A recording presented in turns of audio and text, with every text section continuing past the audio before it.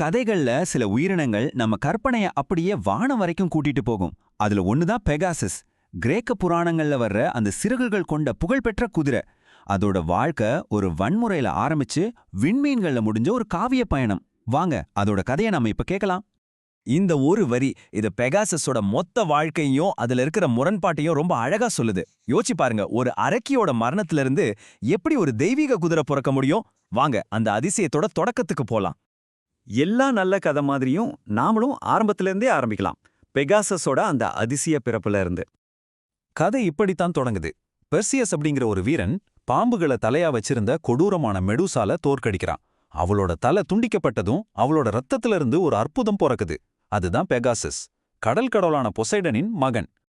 கொஞ்சம் யோசிச்சு பாருங்களேன். பெகாசஸ் ஒரே நேரத்துல இருட்டுல இருந்து வந்த குழந்தை, அதே சமயம் ஒலிக்கான வாரிசு. ஒரு பக்கம் ஒரு அரக்கியோட ரத்தம், இன்னொரு பக்கம் ஒரு கடவுளோட சக்தி.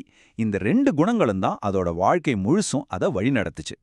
ஒரு பயங்கரமான போர்க்களத்துல பறந்த ஒரு குதிரை எப்படி கவிஞர்களுக்கெல்லாம் இன்ஸ்பிரேஷனா மாறுச்சு? கதையோட அடுத்த அத்தியாயம் நமக்கு அதை தான் சொல்ல போகுது. பேர்ல என்ன இருக்குன்னு நீங்க கேட்கலாம். ஆனா பெகாசஸ் விஷயத்துல அதோட தலைவிதியே அந்த பேர்ல தான் ஒளிஞ்சிருந்துச்சு. கிரேக்க மொழியில பிஜி அப்படின்னா ஊற்றுன்னு அர்த்தம். இந்த ஒரு வார்த்தை தான் அதோட அடுத்த கட்ட பயணத்தையே முடிவு பண்ணுச்சு. கலைகளுக்கெல்லாம் தெய்வமா இருக்கிற மியூஸ்கள் வாழ்ற ஹெலிகான் மலைக்கு பெகாசஸ் பறந்து போகுது.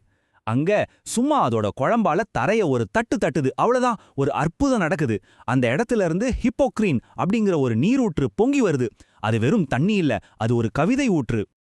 ஆமாங்க, அந்த ஒரே ஒரு குளம்படி பெகாசஸ வெறும் குதிரையா மட்டும் பார்க்காம ஒரு உத்வேகத்தோட அழிக்க முடியாத சின்னமா மாத்திருச்சு.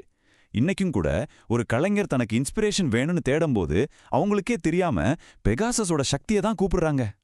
சரி, இப்ப நாம கதையோட ரொம்பவே ஃபேமஸான ஒரு பார்ட்டுக்கு வந்திருக்கோம். பெகாசஸ்க்கும் வீரன் பெல்லரோஃபோனுக்கும் நடுவுல உருவான அந்த கூட்டணி. பெகாசஸ்னா என்ன?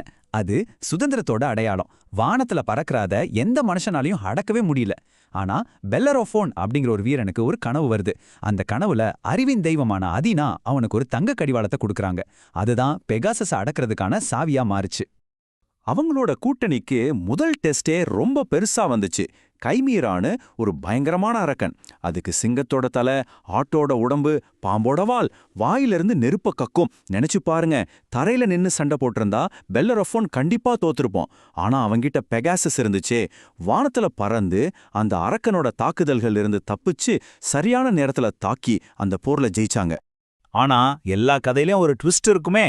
இங்கே அந்த ட்விஸ்ட் நம்ம ஹீரோவோட வீழ்ச்சி தான்.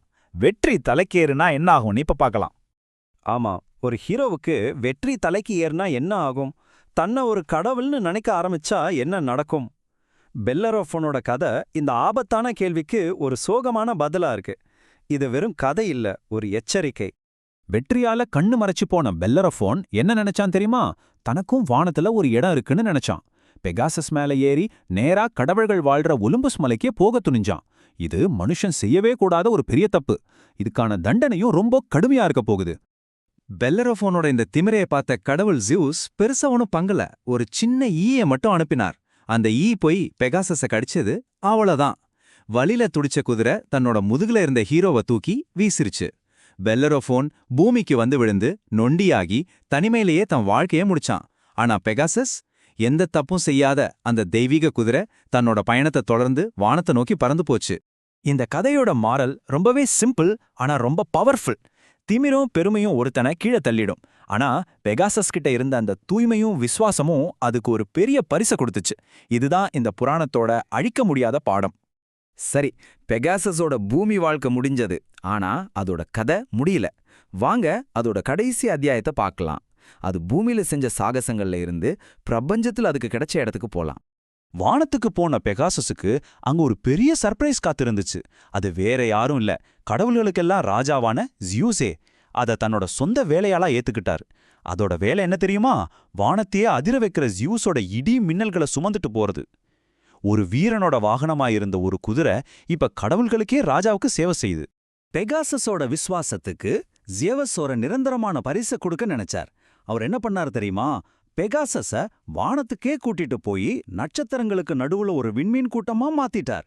அதோட பூமி வாழ்க்கை முடிஞ்சு பெகாசஸ் பிரபஞ்சத்தோட ஒரு பகுதியா என்னைக்கும் அழியாத புகழ பெத்துருச்சு. அப்ப பெகாசஸ்னா வெறும் இறக்க முளைச்ச குதிரை மட்டும்தானா? இல்லவே இல்ல. அது வானத்துக்கும் பூமிக்கும் நடுவுல பறக்கிற சுதந்திரத்தோட சின்னம், கலைஞர்களோட மனசுல பிறக்கிற உத்வேகத்தோட ஊற்று, திமிர ஒதுக்கி வச்சுட்டு ஞானத்தோட சேவை செய்யறதுக்கான ஒரு அடையாளம். அதோட கதை இன்னைக்கும் நம்மள ஈர்க்கறதுல ஆச்சரியமே இல்ல. அதனால அடுத்த தடவை நீங்க ராத்திரி வானத்தை பார்க்கும்போது அந்த பெகாசஸ் நட்சத்திர கூட்டத்தை தேடி பாருங்க. அப்போ ஒரு நிமிஷம் யோசிங்க, இந்த கதை உங்களுக்கு என்ன சொல்லுது? பெகாசஸ் உங்க கற்பனையில எங்க பறந்து போகுது?